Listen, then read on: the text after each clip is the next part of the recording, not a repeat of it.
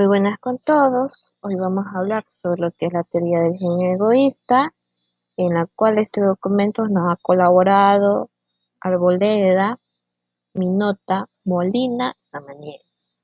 Y quien les habla principalmente, Cabeza Flores y Omara. El- Esta teoría fue planteada en 1976 por el zoólogo Richard Dawkins. Publicó su teoría de los genes egoístas en la que creía que nuestro ADN nos usaba para crear un sistema de competencia, hegemonía y explotación ilegal, y trampas biológicas para el único propósito del mundo. El gen es una unidad básica de evolución. El propósito de esta idea es eliminar la confusión que provoca la interpretación de determinadas características físicas o de comportamientos de determinadas criaturas. La historia, cómo se planteó esta idea, Darky fue un zoólogo especializado en el comportamiento animal y de la teoría de la evolución. Este explica con profundidad y objetividad las bases evolutivas del comportamiento de los animales y del ser humano. Así mismo, Darky da una visión de que los humanos somos solo vehículos de nuestros genes, y son los genes quienes nos importan y no nosotros. Esto ha permitido ver que la selección natural debe estar centrada en los genes porque no tiene sentido hablar de ella de ninguna otra manera. Su énfasis de los genes es estrictamente un énfasis evolutivo dado en el gen, que es el nivel de jerarquía de la vida sobre que actúa la selección natural.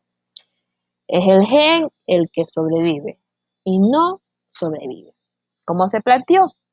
Darky, en base a la teoría de Darwin, que se dio en 1859, esta teoría de Darwin nos hablaba sobre la sobrevivencia del más fuerte, y de aquellos individuos que se adaptan se adaptan al mejor entorno y por lo tanto tendrían más éxito reproductivo.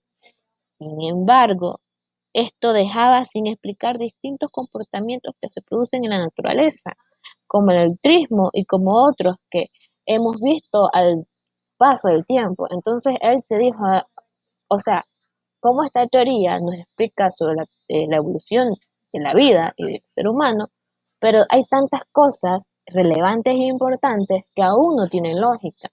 Entonces, en base a la teoría de Darwin, Darwin propone que no evolución no va con individuos, sino con los genes, y más concretamente los aelos. Un aelo, ¿qué es un aelo? A ver, hablemos un poquito de esto. ¿Qué es un aelo? Es, es cada uno de los dos o más versiones de un gen. Un individuo hereda dos aelos por cada gen, uno del padre y uno de la madre. Los aelos se encuentran en la misma posición dentro de los cromosomas homólogos. Entonces, en base a esto, Darky nos habló y Darky redefine el concepto del gen como una unidad informativa heredable que produce uno o varios efectos concretos. En tanto, puede existir otra profundidad de la información que produzca efectos distintos denominados aelos, sin importar si se trata de un importable gen aislado o de varios genes cooperativos. Incluso es indistinto si un gen se corresponde con un cromosoma entero o un fragmento. El egoísmo constituye una metáfora con la que Dawkins explicaba con la que explicaba probabilidad de que un gen prospere depende de la capacidad del medio, ¿ya? Los organismos son meras máquinas de supervivencia para los genes. El gen es un organismo que sigue existiendo si dicho ser se reproduce. En sí, se puede decir, con pocas palabras, que los organismos somos máquinas de los genes y no somos máquinas para el interés humano como nos hemos planteado nosotros mismos a lo largo de este tiempo. Ya, un gen es un organismo que existe si se reproduce por los humanos, y puesto que los genes son la base de la herencia de la reproducción sexual, los genes que proporcionan ventajas reproductivas en los individuos pertenecen a los aelos. La metáfora adecuada para la teoría del gen egoísta es respuesta a la pregunta: ¿qué fue antes, la gallina o el huevo? Esta teoría nos da la respuesta a esto, que muchos científicos se han planteado. Claro, cada científico tiene su hipótesis y su idea, pero él, en base a esta teoría, nos explica que sería la gallina, no es más que el medio en que los huevos se reproducen.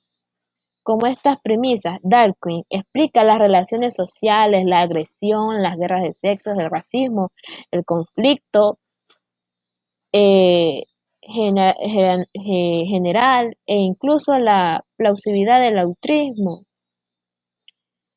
El colofón, como colofón de la obra de Darwin, acuña el concepto del meme como un agente responsable, como un agente responsable de la transmisión cultural del ser humano. Análogó al concepto del gen y por lo tanto sujeto a las reglas básicas de la evolución, el egoísmo entre ellas. Dejando a un lado este concepto central, hay otros puntos que hacen que el libro de Darwin sea sumamente interesante, o sea, que de verdad que explica muchas cosas. En uno de ellos es el replicador cultural y actúa igual que el gen, pero con las ideas. El concepto de la estrategia evolutiva estable. También habla del uso del juego del prisionero, que es un fragmento de su libro, y otras cosas más. Como conclusión, puedo decir que en la teoría del gen egoísta es una obra que nos habla al principio del darwinismo. De Richard Darwin nos da su punto de vista sobre la teoría y nos explica el por qué la existencia. Nos dice que los genes pasan de generación en generación y nunca mueren. Pero no solo nos habla de esto, sino otros puntos muy importantes que sería muy buenos ver, que tenemos en la bibliografía, y hablar o observar más de esto. Bueno, le agradezco mucho por su atención, por ver este video, y espero que tengan un grandioso día, y gracias.